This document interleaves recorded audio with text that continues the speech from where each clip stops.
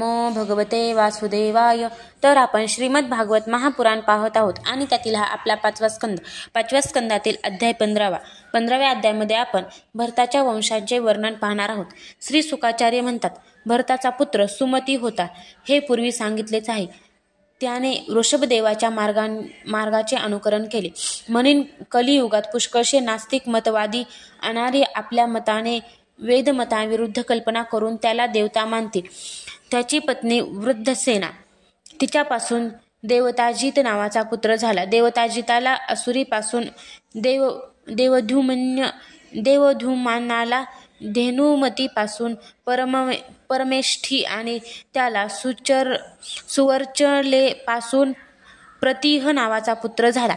त्याने इतरांना आत्मविद्येचा उपदेश करून स्वतः शुद्ध चित्त होऊन परमपुरुष श्री नारायणांचा साक्षात्कार करून घेतला होता. प्रतिहाला सुवर्चलेपासून प्रतिहर्ता, प्रस्तोता आणि उद्धता या नावाचे 3 पुत्र झाले. ते यज्ञादी कर्मांमध्ये अत्यंत निष्णात होते. यांच्यापैकी प्रतिहर्त्याला स्तुतीपासून अज आणि भूमा नावांचे 2 पुत्र झाले. भूमाला ऋषिकुल्येपासून उद्गिथाला देवकुल्येपासून प्रस्ताव आणि प्रस्तावाला नियुत्सेपासून विभू नावाचा मुलगा झाला. विभूला रतीपासून पृथ्वीशेनाला आकुतीपासून नक्त आणि नक्ताला द्वितीपासून उदारकीर्ती राजर्षी प्रवर गय नावाचा मुलगा झाला. याला जगाच्या रक्षणासाठी सत्वगुणांचा स्वीकार करणाऱ्या साक्षात भगवान विष्णूंचा अंश मानले होते.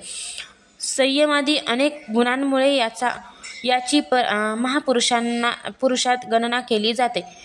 त्याने प्रजेचे पालन पोषण, मनोरंजन, लालन आणि शासन इत्यादी करून, तसेच निरनिराळ्या यज्ञांचे अनुष्ठान करून निष्काम भावाने केवळ भगवत प्राप्तीसाठी आपल्या धर्मांचे आचरण केले.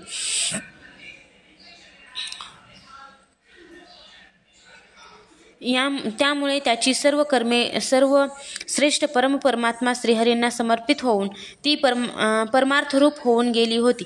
यामुळे तसेच ब्रह्मवेत्त्या महापुरुषांच्या चरणसेवेने त्याला भक्तियोगाची प्राप्ती झाली. नंतर सदैव भगवत चिंतन करून त्याने आपले चित्त शुद्ध केले आणि देहादी अनात्म वस्तूंविषयी मी माझेपणा नाहीसा करून तो आपल्या आत्म्याला ब्रह्मरूपाने अनुभवू लागला. एवढे असूनही तो निर्भिमानपणे पृथ्वीचे पालन करीत राहिला. हे परीक्षिता, प्राचीन इतिहास जाणणाऱ्या महात्म्यांनी राजर्षी गयाच्या संबंधी अशी यशोगाथा गायली आहे. महाराज, गय याची बरोबरी आपल्या कर्मांनी कोणता राजा करू शकेल? तो भगवंतांचा अंशावतारच होता. त्यांच्या अखेरीस दुसरा कोण अशा प्रकारे यज्ञांचे यथाशास्त्र अनुष्ठान करणारा, स्वाभिमानी, अत्यंत ज्ञानी, धर्मांचे रक्षण करणारा, लक्ष्मीवान, सत्पुरुषात अग्रगण्य आणि संतांचा सच्चा सेवक असू शकेल? सत्संकल्प करणाऱ्या परमसाध्वी श्रद्धा, मैत्री, दया इत्यादी दक्ष कन्यांनी मोठ्या आनंदाने त्याला नद्यांच्या पाण्याने अभिषेक केला होता.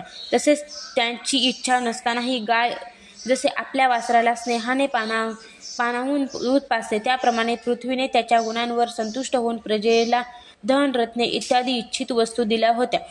त्याला कोणतीही इच्छा नव्हती, तरीसुद्धा विदोक्त कर्मांनी त्याला सर्व प्रकारचे भोग दिले. राजांनी युद्धभूमीवर त्याच्या युद्ध कौशल्याने संतुष्ट होऊन त्याला अनेक प्रकारच्या भेटी दिल्या आणि ब्राह्मणांनी त्याच्या धर्माने संतुष्ट होऊन परलोकात मिळणाऱ्या आपल्या धर्मफलाचा 1/6 भाग त्याला दिला. त्याच्या यज्ञात मोठ्या प्रमाणावर सोमपान केल्याने इंद्रधुंद झाला होता. तसेच त्याने अत्यंत श्रद्धापूर्वक विशुद्ध आणि निश्चल भक्तिभावाने समर्पित केलेले यज्ञफल भगवान यज्ञपुरुषांनी साक्षात प्रकट होऊन ग्रहण केले होते. ज्यांच्या तृप्त होण्याने ब्रह्मदेवापासून देवता, मनुष्य, पशु, पक्षी, वृक्ष आणि गवतांपर्यंतचे सर्व जीव तत्काळ तृप्त होतात, ते विश्वात्मा श्रीहरी स्वतः नित्य तृप्त असूनही राजर्षी गय यांच्या यज्ञांमध्ये तृप्त झाले होते. गय याला गयंतीपासून चित्ररथ, सुगती आणि अवरोधन नावाचे 3 पुत्र झाले. त्यांपैकी चित्ररथाची पत्नी उर्ना हिच्यापासून सम्राटाचा जन्म झाला. सम्राटाला उत्कलेपासून मरीची आणि मरीचीला बिंदुमतीपासून बिंदुमान नावाचा पुत्र झाला. त्याला सर्गेपासून मधु, मधुला सुमनेपासून वीरव्रत आणि वीरव्रताला भोजेपासून मंथु व प्रमंथू नावाचे 2 पुत्र झाले.